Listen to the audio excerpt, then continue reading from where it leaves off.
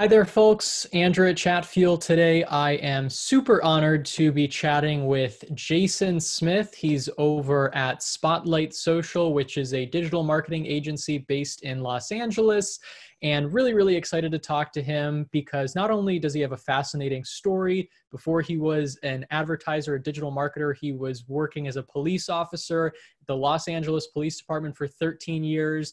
And in the past 4 years, he's been running this marketing agency, but also, of course, he's been able to achieve some stunning, incredible results in Facebook Ads Manager for his clients, which we'll be talking about here in a bit. And he's been featured in some of the top marketing publications, ranging from Digital Marketer to even being featured in Facebook for Business. Some of his case studies have been featured there, which is great. He's currently, as I mentioned, in Los Angeles, California with his wife and 2 kids. So Jason, great to have you here. And I guess I'll pretty much pass the mic over and jump in with some questions here and there as you go. Sure. Yeah. Thanks, Andrew. I appreciate it. And thanks for the intro. I'm not sure I'm deserving of all that, but yeah. I do have to ask one more it. question out of my own curiosity before we start too, because I saw when you were featured in Facebook for Business, one of your case studies was featured there, at least one of them. And I've seen some people, when they get featured there, they get in the mail this plaque or this glass frame case study, and it's signed by Sheryl Sandberg and stuff. And I'm a big Sheryl Sandberg fan, so I find it really cool. So I'm curious, did you receive one of those, or you just kind of featured online on that website? No, yeah. Actually, see this frame that's back there? That's one of the case studies right there. So the frame that's in the back of on my wall right there. So that's one. I have another case study that's not in view right now, but yeah. So Facebook, it's really cool. Facebook sends you a full. It's kind of crazy. This big, huge box comes in the mail, and they send you a gift card and a big frame, and it's pretty awesome. So basically what happens too is the client gets one frame and we get one frame as the agency. So, and they're 2 completely different frames. My client actually sent me a picture of hers on one of them. And then, but yeah, it's pretty awesome. So do you get some exclusive Facebook swag too? I know you cannot purchase an official Facebook hoodie online. So do you get any other swag or anything?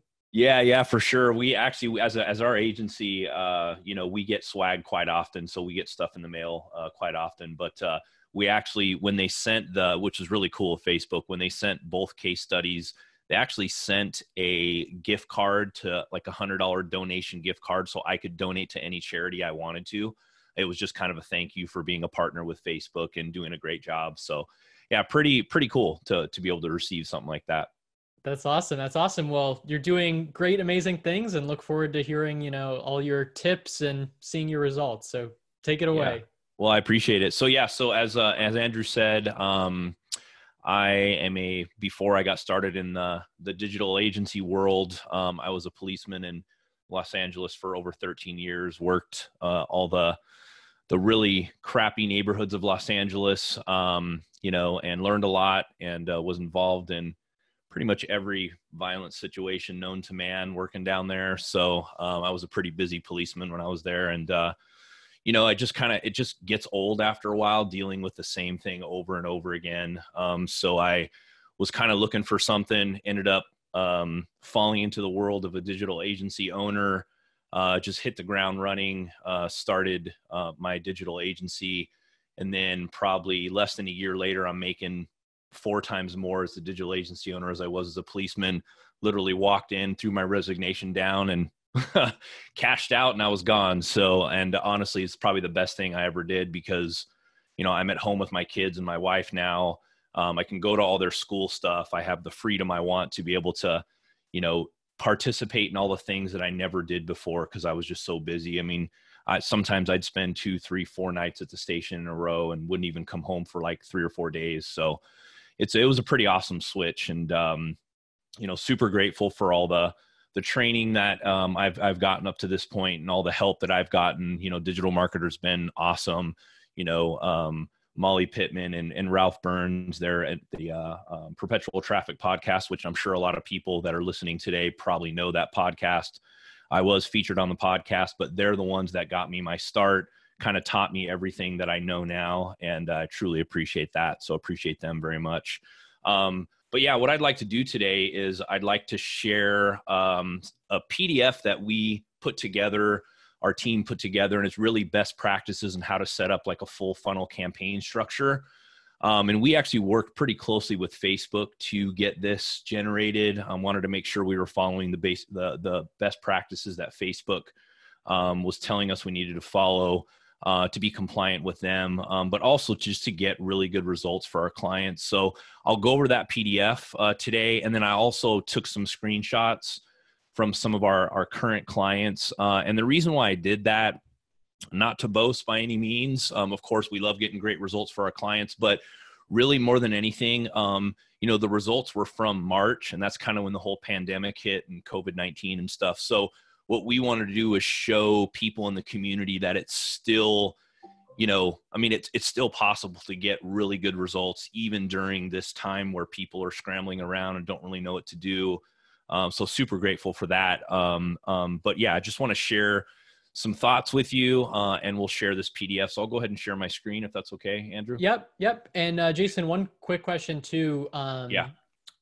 About, this whole pandemic and everything. I've heard that obviously a lot of companies are kind of cutting their ads or marketing budgets. And so just curious to hear your thoughts or insights on like the mechanics behind this and why, because I've read in some, different sources that, hey, like now if you're going to do ads is the time to do ads because the costs are, decreasing a lot. But then at the same time, you're in some ways having to pay more because less people are wanting to spend money. So just curious to hear your thoughts on that. If you think, clearly, I guess you would say now is a good time to run ads. You're still getting these amazing results, but what are your thoughts on that in general before you share your screen? Yeah. So, it really depends on what you're selling, right? Most of our clients, I would say 95% of our clients already had online stores. They didn't have to go to a brick and mortar location to buy their products. A lot of them are e-commerce, digital products, webinars, things like that. So you didn't necessarily, life didn't change much for any of our clients when the pandemic hit, because everything was already done online anyways. So it really depends. Like, obviously, if you're a restaurant and you're trying to drive more foot traffic into your restaurant, that's really not going to work right now, right? Actually, it's kind of crazy. Most of our clients are seeing like Black Friday numbers, and it's not Black Friday. So it's kind of crazy, right? So yes, costs are super low, but there are also some things that you can't advertise. Like, if you want to try to, advertise like masks or anything COVID-19 related, like Facebook is it's going to shut you down completely. So got to be careful with what you're doing here. And, what I also want to get across too is, yes, it's a great time to advertise on Facebook, but it's not a good time to take advantage either, right? Like, we want to do it in a way where we're compliant with Facebook, using their best practices and making sure that your company's above board in all things. A lot of the stuff that our clients are doing, again, is online. So there was no shift in business. We had a few clients where we had to shift from like live in-person events to virtual events. And we did that fairly quickly. So you really just have to think about what you're running ads for. If anybody, in the community has any questions, please feel free to reach out to me. I'd be more than happy to help out. If anybody needs any assistance on, a framework or advice on what they should be doing. So of course it's great to advertise on Facebook right now because costs are a little bit lower. But there's just more people home. Right. And I could share another PDF at, maybe inside the community. I could send it to you, Andrew, that our partner manager from Facebook sent us. And it really just lays out all the numbers of how much more of an increase we're seeing now. Facebook, I think, is up 56%. Instagram's up like 34%.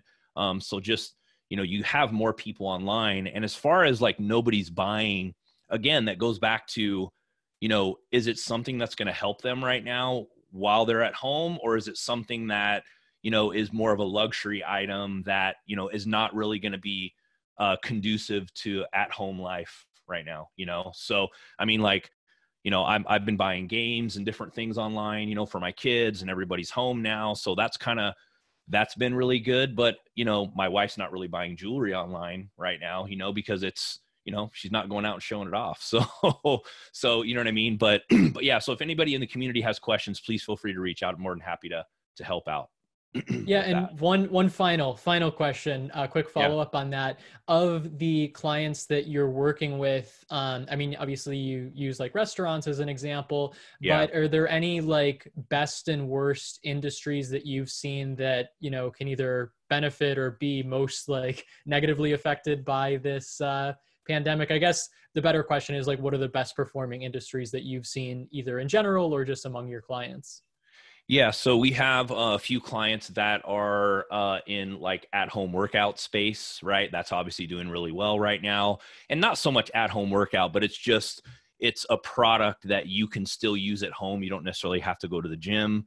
We also have a client, which is really cool. I'm really into this, is doing like DIY bumpers for trucks. They're really high end, like really cool off-road 4x4 bumpers. And basically it comes in a kit and you have to weld it and paint it and all that stuff. Well, they're doing super good because everybody's at home. They're in their garage. They're working on stuff. They were doing really good before, but we've definitely seen an uptick in orders. So anything that has to do with like DIY, at-home workout, again, something that somebody can do at home that's not so much of a huge luxury item, people are buying it up like crazy. So yeah, sales have increased for our clients across the board. And I'll share some of those results with you guys at the end of the call here. So perfect. Thanks so much. Yeah, awesome. All right, cool. So I'm going to share my screen and we can just jump right in. And I'll show you guys this PDF that we created. So this may look like a bunch of mumbo jumbo right now, but I'm just going to kind of go through this really quick so you guys can know what's going on. We're actually, Andrew, correct me if I'm wrong. I think everybody's going to have access to this at the end of the call. Yep. We'll share a link. Cool. Yeah. So, Andrew will share a link at the end of the call. You can have access to this. So if you know Facebook ads a little bit, you'll kind of know some of the stuff that's on here, but I'm going to talk everybody through this because it does look complicated on the onset, but once you look at it and know what you're looking at, it's actually pretty simple. So on the left-hand side, we have kind of a funnel right there. It says prospecting 60 to 90%. And then at the bottom, we have retargeting 10 to 40% on the left-hand side. And really what that means is allocation of budget. This is kind of what it needs to be when you're thinking about putting together full funnel Facebook ads. Like, okay, how much of the budget? And a lot of companies don't have a budget. You may just say, okay, like, if we're going to spend, $5,000 this month on Facebook advertising, 60 to 90%, and I would say more like 60 to 80% of that budget should go to cold prospecting because you got to feed the machine, right? You got to have cold people coming in order for you to be able to have full funnel ads functioning. And then at the bottom, you look at retargeting, which is 10 to 40% of your budget should be used on retargeting. Again, really depends on how much you're spending. I mean, if you're only spending $1,000, you're not going to have a ton of people to retarget. So that's just something to think about, because I know a lot of times when I was first starting out, when I'd get on calls like this and they would say, oh yeah, you could totally retarget, but they wouldn't really talk about budgets. You have to, someone who's spending, $500 to $1,000 is not going to get a huge return. And it really also depends on your end price point. And there's a bunch of different options and a bunch of different things you need to think about. And again, if anybody has questions on stuff like that, I can help out. So continuing here, if we look at the top, and this is geared kind of more towards e-commerce because obviously Chatfuel probably has a lot of e-commerce clients, and that's kind of what we're talking about here. We do have this exact PDF for other things too, but I figured I would just pull out the e-commerce PDF version of this. So as you can see at the top, it says purchase conversion. And that's the main objective of any online store, is to get conversions, right? Or get people to come in to purchase. And as you can see where it says campaign objective right below purchase conversion, then you see it says going down from top to bottom, it says dynamic ads, lookalike / narrowed interest, sales retargeting, and dynamic retargeting. And basically those are the actual campaigns and the objectives that you're going to use when you're building your ads. So you have a campaign objective of dynamic ads. And, there's a lot of controversy on this one Because if you look to the right where it says 1 and 2, and then if you go over a little bit more, it says broad audience and interest.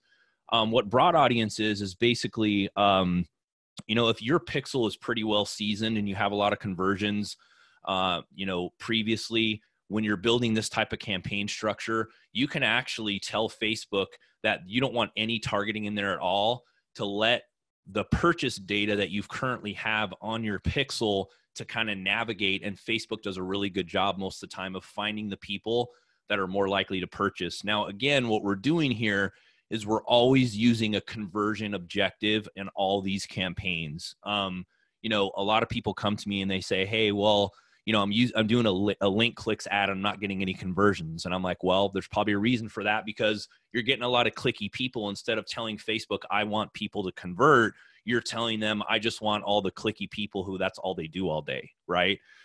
So again, we want the campaign objective needs to be a purchase conversion objective. And again, it kind of depends on exactly what you're doing. But this is the way we've set up all of our clients, and we're seeing some phenomenal results doing it this way. So you got dynamic ads. Most people know that run an e-commerce store know what dynamic ads are. And basically what they are is they're the ability for Shopify or WooCommerce or whatever e-commerce platform you're working with to pull in data from a product catalog, pull that data in and have it dynamically inserted into Facebook. So basically what that means is somebody who views a product, adds to cart. Now, in this case, what's going to happen is Facebook communicates with your e-commerce platform and basically takes the most popular or the best products that you have, the best selling products, and will show those to people automatically. So the cool thing about dynamic ads is you don't have to spend a ton of time on creative. It's relying on the images that you have in your product catalog from Shopify or WooCommerce or whatever platform you're using.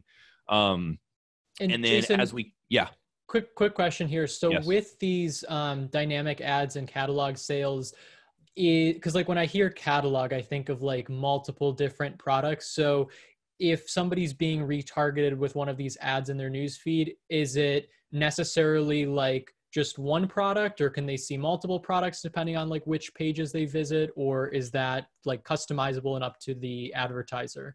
Yeah. So in this case, the dynamic ads for cold traffic, top of funnel, you're not going to be retargeting anybody. It's basically showing them it's showing cold traffic, right? So these are people who don't know anything about your brand, but Facebook does a really good job in the broad audience sense of going out there and looking for the people that are more likely to purchase. And they will see like a carousel, and you can set it up several different ways. You can set up a product set. Like, let's say if you have 2,000 products in your store, but 10 of them are the best sellers, you can set up inside of Facebook, you can go into your product catalog and set up what's called product sets. And you can say like top 10, products, right?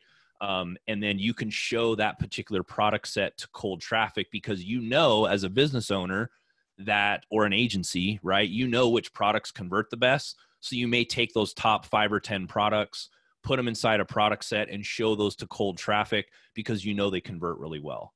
And it will be in like a carousel format. So I'll get in a little bit later. I'll get into retargeting and all that good stuff. Gotcha. So at this stage, since it's just high level cold traffic, it's just these kind of like pre-built sets, and it's not based off of specific activity that they've taken. Yes, exactly. Yeah. And again, and in this case too, especially when you're doing interest, because what we have here is if you see the dynamic ads campaign objective, then there's a number 1 and 2, and those are the ad sets, right? We just numbered them that way. And then if you look at ad set targeting, you'll see broad and interest. So what you want to do there, broad audience, no targeting, you basically just throw it up there, get everything together, put some ad copy on it, and you let your pixel kind of do the talking, if you will, right? Or the finding. And then your interests, what you do is you clump a bunch of the best interests that work, or even some new interests that you haven't tested before. The system really likes all that stuff together, because the more you break it out, what we found, the more it confuses the system, and you may not get as good results. You're going to pay higher costs for conversions and stuff like that. So what you're going to do is clump all your interests together in this particular campaign. And again, what you want to do is put a bigger budget on these two, on this campaign. So what you're going to do is you're going to have one campaign, two ad sets, one broad audience, one interest-based audience, right? And if you scroll over again, you'll see audience exclusions. Now, a lot of people make the mistake of not excluding certain audiences as they're targeting through the funnel, right? Because you don't necessarily want someone who maybe interacted with a Facebook post to see a cold ad because that person's already seen an ad from you, right? So you want to make sure you have the proper exclusions in there. So as you can see, what we've done is put, if you look at audience exclusions, you'll see 2, 3, 7, and 8. And then that's connected to the broad audience. And then you'll see 3, 7, and 8 that's connected to the interest. So what you want to do is in the broad audience, you want to exclude all the interests that you're targeting inside of the broad audience because you don't want any audience overlap there. You want this to be as clean as possible, right? And audience overlap can be a very big issue. If you have a bunch of audience overlap, your ads will compete with each other and you'll just pull your hair out. So that's why we've made it pretty easy. So we can look at this and say, okay, cool. I need to exclude the ad set number 2, which is interests, from the broad audience. I also need to exclude 3, 7, and 8. So if you look down to number 3 where the ad set is, you'll see a 10% lookalike there. So you need to exclude that one. And then 7 and 8 is down. If you go further down about middle of the page where it says Facebook and Instagram profile engagers 30 days, and then page view engagers, you also want to exclude those people too. Again, you don't want a ton of audience overlap. You don't want to bug people. That's one of my big things, like in the agency. I'm like, we're not here to bug people. We're professionals. We want to make sure this ad is going to the right person, and you'll just have better results that way. So moving on here, and if we look to the right, also optimization and bid, really we're optimizing for conversions, right? The purchase event is what we're optimizing for. And then depending on kind of how you like it, you normally want to optimize for 7 days after clicking and 1 day after viewing. And that's kind of at the lower portion of the ad set. And then we just usually leave it on lowest cost bidding is what we do. And then placements is going to be automatic placements. A lot of people make a big mistake of like, oh, well, I'm going to exclude, Facebook and I just want to run Instagram. Well, when you do that, you're going to pay higher costs. You're going to be limited. Facebook's going to be limited on the people that they can show it to. So we always put all of our ads on auto placement. And again, that's, some people may not agree with that, but after I show you the results that we're getting for our clients, you may want to change that. So, Quick question on that too. Yeah. So just out of my own curiosity, and I know for the most part, since you're running these like conversion based ads, you're not necessarily running too many messenger ads. And so that's why it's, useful to our audience to show them the other side of Facebook ads. But I'm curious if you've run messenger ads before, what your thoughts are on placements there, if it's the same philosophy that you should just keep it on automatic, or for that, like, I know with messenger ads, you can run them on, or click to messenger ads, I should say. You can like run placements on Instagram too. And there's kind of different schools of thoughts. One is, hey, if these people are on Instagram, we don't want to like redirect them to Messenger. But then on the other hand, like it's only going to show people click to messenger ads on Instagram if they have Messenger installed. So then it's not very disruptive. So just wondered if you had any thoughts or best practices on, auto placement versus manual for messenger ads. Yeah, well, when you're running, when you're running messenger ads, Facebook will automatically take out the placements that can't run messenger ads. So you really don't have to worry about it. Normally I would just leave them on auto placement. And with messenger ads too, it's always good. And I was going to kind of touch on this a little bit later, but it's always good to run messenger and website, right? Like there should be a well-balanced campaign structure that allows you, like if you're a big messenger agency, right? You're going to want to run messenger ads, but you're also going to want to run some website ads too. You got to have a mixture of both, because if you only rely on one thing, it's going to kill you, So you gotta keep it open and make sure you're always exploring your options and testing on Facebook. Facebook's a testing platform. That's what it's known for. So you got to make sure and do that. Don't put all your eggs in one basket. Yep, exactly. So, all right, cool. So, so we'll continue down the list here. So as you can see on the left below, dynamic ad catalog sales is probably, most people know what this is, lookalike / narrow interests. And again, we're doing conversion campaigns here, and we have 3, 4, 5, and 6 there. Those are the ad sets. So basically what we're doing is we're creating that one campaign. So you're having, what you're going to do is you're going to have, excuse me, you're going to have 1, 2, 3, 4 lookalikes in there, and then you're going to have an interest-based audience. So again, what we do is number 3, 4, 5, and 6, those are all ad sets. You create that campaign, throw in, and a lot of this too, I'll just preference, a lot of this needs to be built out before, and it's super easy. All you have to do in the audience is look at this PDF and say, okay, cool, I need to clump together all the interests which are at the top. I need to create a bunch of lookalikes, which are the highest value. So it could be off the purchase event or value-based lookalikes from your pixel, right? That should be the two you should start testing, because it gives Facebook more data to go off of the people that you want, because it's off of people who have purchased before. That's the information you want to give Facebook. So you go in and build out a 1, 3, 5, and 10% lookalikes there. And again, if you're building them like that, you want to make sure when you build those, you're excluding from each of these and each ad set, you're excluding purchases at least 30 days. Now, it depends too. Like if your product lasts 30 days, right? Like if it's supplements or, in-home workout stuff, and they need to like get new stuff every 30 days, then you want to exclude purchasers after 30 days or up to 30 days.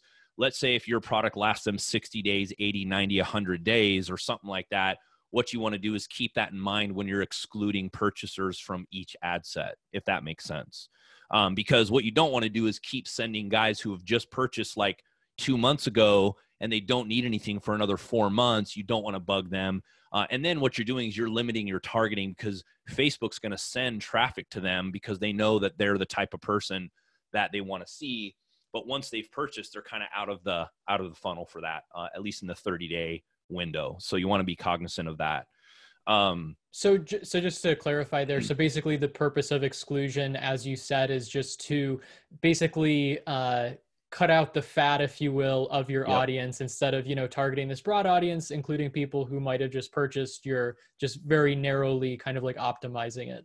Yep, exactly. So when you're targeting these cold people, you want to take out, and I like what you said, and that's a really good way to look at it, is kind of trimming the fat. So you consider the fat warm traffic, right? So you want to consider the fat anybody who purchased, added to cart, anybody who maybe viewed a page, anybody who interacted with your profile on IG and Facebook, right? So you want to exclude all those people at every step of the way. And then what you also want to do when you're setting things up, like for example, if you look at the orange square in the middle that says lookalike 1% of highest value customers, if you look there, you'll see that the exclusion is going to be 7 and 8. So if we drop down, the exclusion is going to be 7, which is Facebook and IG profile engagers 30 days. So in the last 30 days. And then number 8 is going to be page views. So anybody who just landed on your site. Again, you're trimming off those people that aren't cold, because those people aren't cold anymore. They're slightly warm, right? They know who you are. They've interacted with you a little bit. And then if we move up to 3%, if we look at the exclusions, it's 6, 7, and 8. So what we're doing is we're excluding the 1% lookalike from the 3%, right? And then 7 and 8, which is IG and Facebook profile engagers and page viewers. So, and you can just see the progression as you go, because what's going to happen is if you're excluding the 3% from the 5, right? Let's say we jump up to the 5%, then it's not going to include those people in the 1% either, right? So it's a little bit of a progression, and this takes a little bit of practice. But once you get this down, and if you just follow this guide, and again, if anybody needs help, please reach out.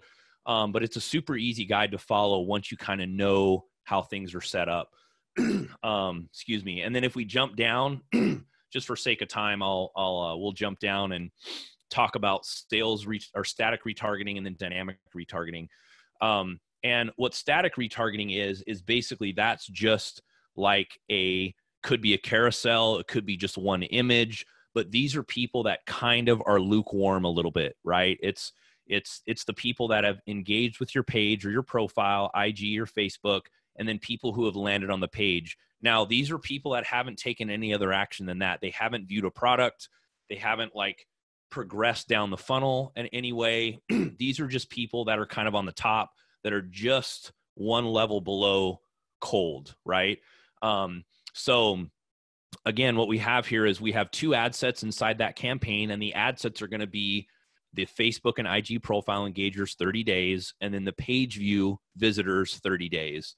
So you have 2 ad sets inside that campaign. And if we look over to the right, what you're going to see is the audience exclusions. Again, what you're going to do is you're only going to exclude the page viewers from the Facebook and IG profile engagers. And then what you're going to do now is you're getting into another layer of the funnel. At the page view ad set, you're going to exclude anybody who viewed or added to cart. So that we're kind of getting lower in the funnel now, right? And again, we're optimizing for conversions here, 7-day clicking, 1-day view on this. And again, it could be just one single image. It could be a carousel. But what you can also do here, and a lot of people, some people do different things. I tend to use the product catalog, and I'll use a specific product catalog here and an ad set, a product set here to these type of people, because I know that they're still a little cold. They're not quite like, they haven't gone into the store and looked around really. They're just kind of at the top. So normally what I'll do here is the static retargeting will include a product set, and they'll see a carousel of the best-selling products still. And also I need to mention too that your messaging is going to be different from people who are cold, people who have like barely taken action, and then people who you want to come back and buy. So your messaging for these static retargeting people, the Facebook and IG engagers, and then your page viewers, it's going to be a little deeper than just a bunch of information about your product. It could be like, hey, thanks for interacting with our page, right? Or hey, thanks for checking out our stuff. We know you're kind of like at the top of the funnel here, but we would love to show you more, and that's why you kind of show them another carousel ad of your product. So messaging is just a tad bit different there. Any questions there, Andrew? You're good? Yeah, one quick question. So far we've talked about the like catalogs and carousels. I'm curious, like what other, and I know it's going to differ based on the industry and the client, but just wondering in general if there's any other best practices, and you'll probably get into this later too, in terms of like the creative, like again, we've talked about carousels, but what about like video content, just like a text post, images, just wondering if you have any insights or best practices generally on that as much as you can. Yeah, for sure. Yeah, it does vary on from client to client, but again, you have to test with Facebook. So you got to have some video content, you got to have some carousels, you got to have just one static image there, and that should all be tested in the cold portion of your ads. So if you look on the very right of the ad format here, it says video, 15-second slideshow, carousel, collection, stories. And then I haven't gone into this yet, and I will a little bit later after we kind of get down to the bottom. But Facebook doesn't want you to run 30 ads inside of an ad set. It's normally 2 to 4, maybe 6 ads, depending on your budget. If you're spending a lot, you can get away with a few more ads inside of an ad set. But to not confuse the system, we found that running between 2 to 6 ads in an ad set is best practices at this point. And you get, now you could have 50 ads inside of an ad set. You can only have let's say 2 to 6 of those on at any given time. And I'll kind of explain that and how we've scaled a lot of businesses using that method, and it works really, really well. Quick follow-up on that too. Yeah. Is that, do you know like what the reasoning behind that is? Is it like splitting the budget among like too many different ads, or just curious what the reason is behind that? It's all about CBO now, which is campaign budget optimization. So now that we don't have the ability to control, you could still do an ad set budget if you wanted to, but everybody's going to be switching to the CBO pretty soon. and it's going to be mandatory. We're not going to be able to have any other choice in that. So we might as well just get used to it now. So really, it depends on CBO, and that's why you know, if you're spending $100 a day on one campaign and you have 40 ads inside that ad set, you're just going to confuse the system, and the system's going to say, okay, you're throwing like all these ads at me. I don't really know what to do. So it's better just to minimize that 4 to 6 ads active at one time. If those don't perform well, and normally what we do is as they don't perform well, and every agency or every business owner has their metrics that they follow on performance, right? So if your goal is you need to get, 30 purchases a week at X amount of CPA, then what you do is you just turn off the ads that aren't performing, and you replace those ads that you turned off with the new ads that you want to test. So you basically have 6 ads running, or 4 to 6 ads running inside that ad set at any given time. And then once you've gotten to the point where you've tested everything, you leave on the best performers and scale those bad boys up. That's pretty much what we do. So it's pretty simple, but if you think about it in a holistic way, like a bigger picture, then it kind of makes more sense. You can't be so concentrated on, you have to look at it. And that's why we created this PDF. You have to look at it at a whole picture and not, okay, what's cold, what's retargeting and stuff. That's why we look at it like this. So, okay. So we went over static retargeting, and then now to everybody's favorite, dynamic retargeting ads are awesome. This is where Chatfuel comes in, abandoned carts, stuff like that, which is really awesome. And just a side note, we're getting like crazy results with our abandoned cart stuff with Chatfuel right now. It's pretty awesome. So, but okay, so now we have dynamic retargeting. So these are anybody who viewed a product, added to cart, or purchased, right? And we'll kind of go through this fairly quickly because most people probably know what this portion of the funnel is. But it's also the portion of the funnel that either is the most misunderstood, or you can really mess up if you're not careful. And you can really bug people if you're not careful. So dynamic retargeting is basically a DPA ad, which is it allows you to show them anything that they have sitting in their cart or that they viewed, right? And this is really important. So basically we have, if you look at dynamic retargeting to the right, we have the ad sets 9, 10, 11, 12, 13, 14. So what you're going to do is you're going to have a bigger campaign here, and you're going to have 1, 2, 3, 4, 5, 6 ad sets inside that campaign that do different things. Okay. So the first ad set, number 9, there is anybody who viewed or added to cart within the last 90 days.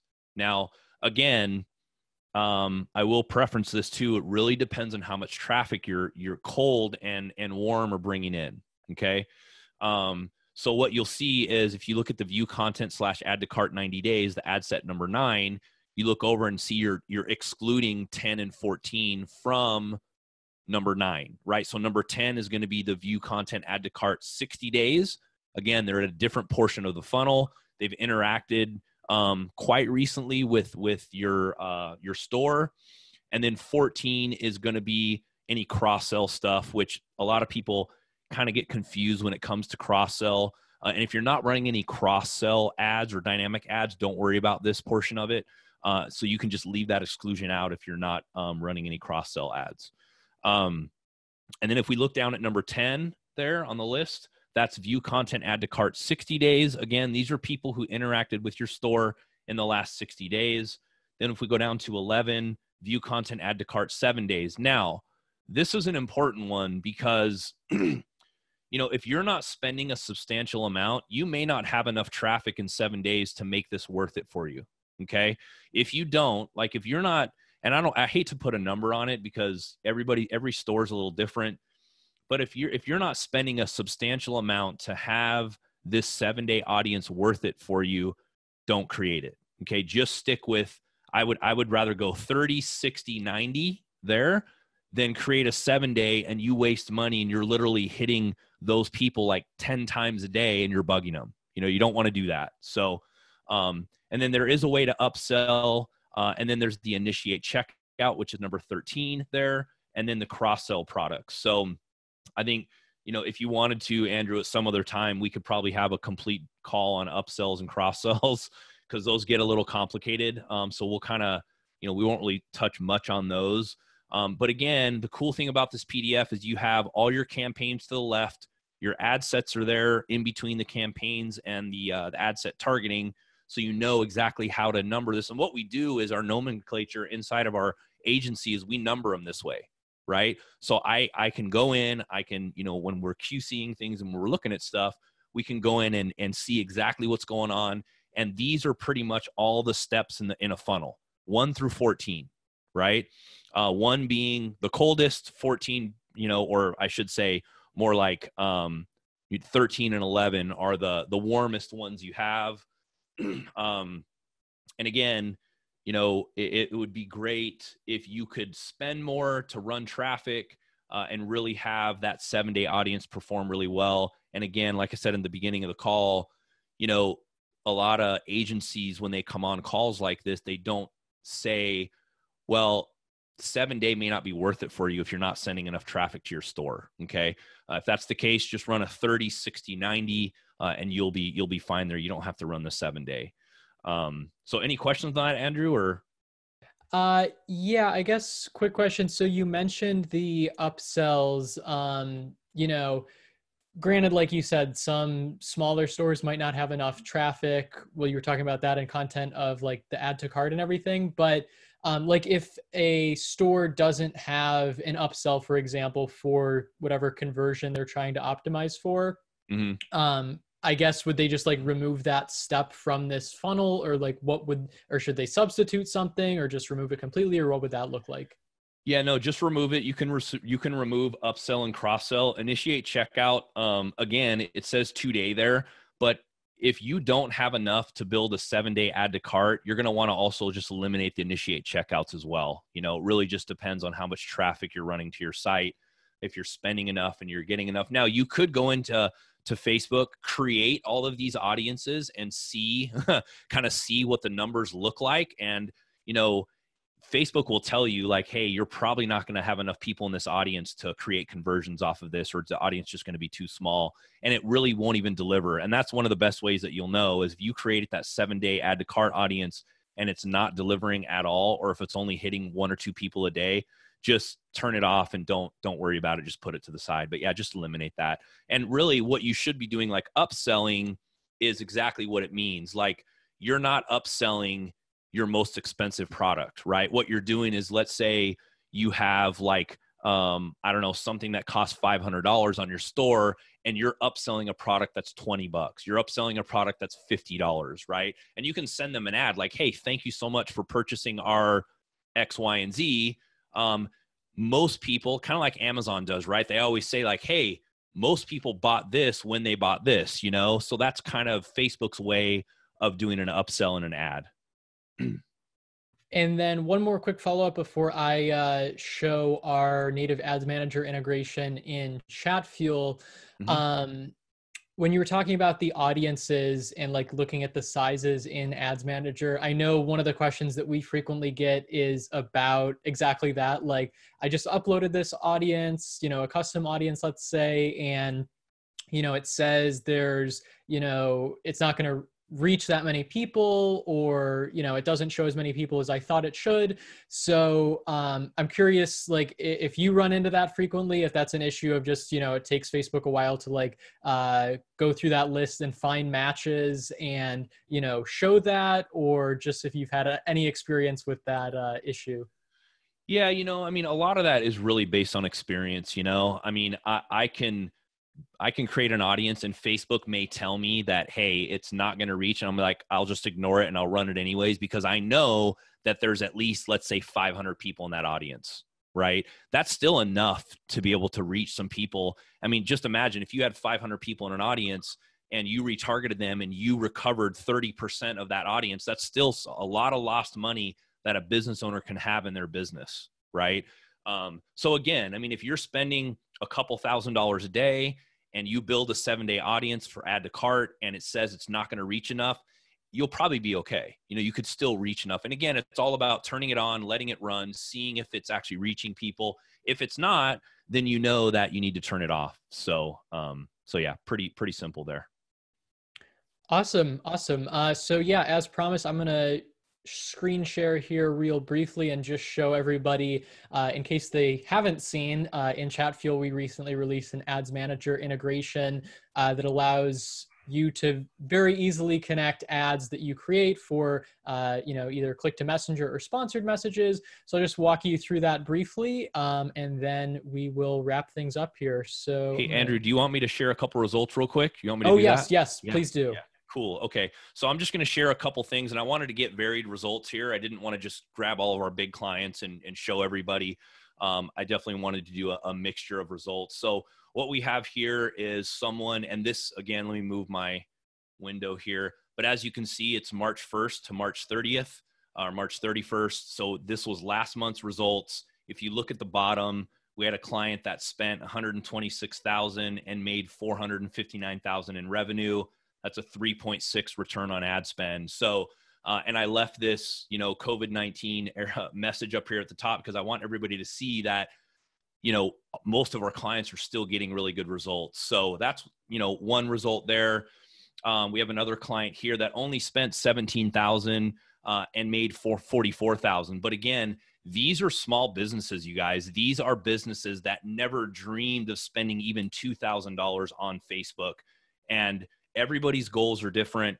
Everybody wants to achieve different results. And for this company, they literally started with us 2 months prior. 2 months ago, they were spending $0 on Facebook, and now they're spending upwards. And actually, it's gone up since then. Now they're spending upwards of $40,000 at a 3x return. So as you can see, I mean, the results are still coming in. Here's another one. 37,000, made 70,000 in revenue, only at a 1.8x return. But for this business owner, that's a huge return for him. Okay. So for him, that's in his wheelhouse. That's his goal. That's what he wants to get. And again, another one that we're not spending anything before they came to us. And then here's another one, spent 30,000, made 177,000 in the month of March. Okay. At a 5x return on ad spend. So it's still possible. Get out there, spend some money on Facebook, make sure you're doing it right, and you should excel at it. So, and again, if anybody needs anything or has questions, please reach out. And I know you, Andrew, you'll drop that PDF for everybody. Yes, I actually shared the PDF already. And Jason, I gotta say, if there's some, I just need to start my own business now to take advantage of this vehicle to give you money and you just multiply it. I love that. Yeah. It's Facebook.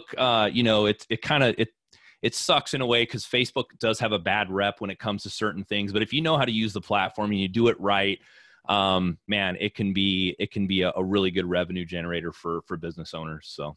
Yeah, and that has to be every small business owner's dream during this time of uncertainty to see results like those. So amazing. Exactly. As promised, real quickly, I'm just going to dive into Chatfuel here and show everybody the Ads Manager integration and how that works. And then I'm excited for this as well.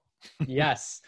So basically, and you can see my screen all right? Yep. Perfect. So here we are in the Grow tab, and this dashboard might look a little bit different depending on kind of what version or A/B test bucket you're in for our product. But here in the Grow tab, no matter where you see the Grow tab, we have this new beautiful integration called Facebook Messenger Ads. And again, this is a way for you to run both click-to-messenger ads. So those are ads that appear in the newsfeed and direct people to Messenger as a destination. Or you can also use this for sponsored messages, which are basically a way, as Jason was mentioning, to retarget users and retarget existing users who have already interacted with your Chatfuel bot. So I'll take you through, I'm not going to talk about sponsored messages here right now, but I'll just walk quickly through click-to-messenger ads. And you can see already I have one campaign that I've created here for, let's say, a vitamin C supplement that I'm selling. And so I'll kind of walk you through the steps of that. And first, what you need to do is click Connect New Ads. And even if you don't create ads for click to messenger or sponsored messages here in Chatfuel, you'll also be able to see ones that you've created in Ads Manager on its own. But keep in mind, this just shows click to messenger and sponsored messages. So you're not going to see all of the same ads that you have in Ads Manager if you do have other objectives. So anyway, I'll click Connect New Ads here, and I've already created the ad that I'm going to show you. I'm choosing click to messenger, and this just gives you a step-by-step guide on how to do this, but I'll show you that right now. And so, I've already created my campaign here, which is the objective of messages. I have my ad set, obviously, and then the ad itself. And let me actually go in here and edit this. I believe I can do it from here. Let's see.